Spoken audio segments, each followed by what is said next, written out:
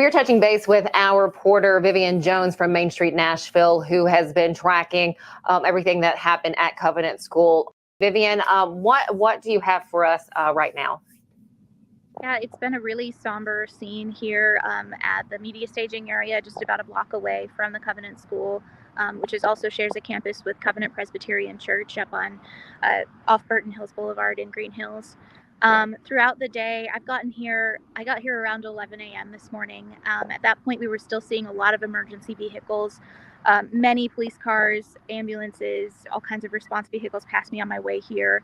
And then when I got here, we did begin seeing some MNPS school buses that were coming off of the hill. The school and the church are up on a hill right over there, and the buses were evacuating the children off of the campus.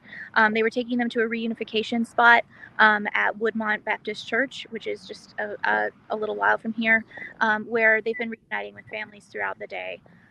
We've gotten a lot of updates from police throughout the day. The investigation is still ongoing.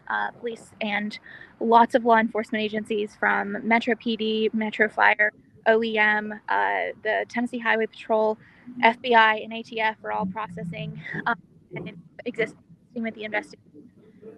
Authorities are saying that the crime scene is expected to be processed through the night and then into tomorrow, and they're expecting to be able to release some video either later tonight or early tomorrow.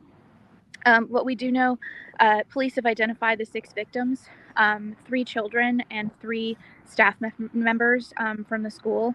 The 3 children were all 9 years old, and their names have been released, as well as the 3 staff members. One was a custodian of the school, one was the head of school, and one was a substitute teacher.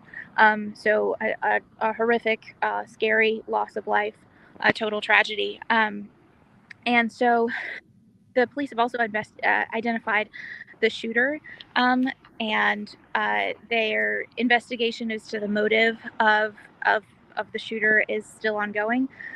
They did visit the shooter's home and recovered what they're calling a manifesto explaining the attack and detailed maps of the school and how the attack would go down.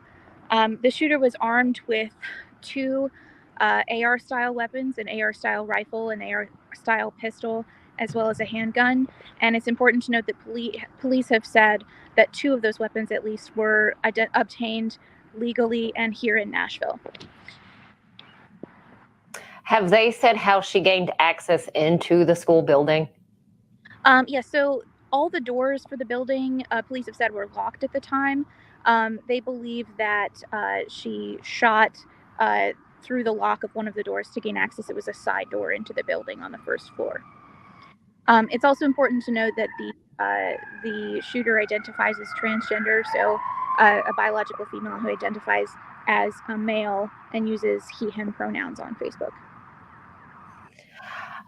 And with the investigation, we'll continue to learn more. We can track all of your stories there at mainstreetnashville.com. Will you be updating the website regularly so we can check all of that out? I'm going to be back here as well. Vivian, thank you. And thank you for this. And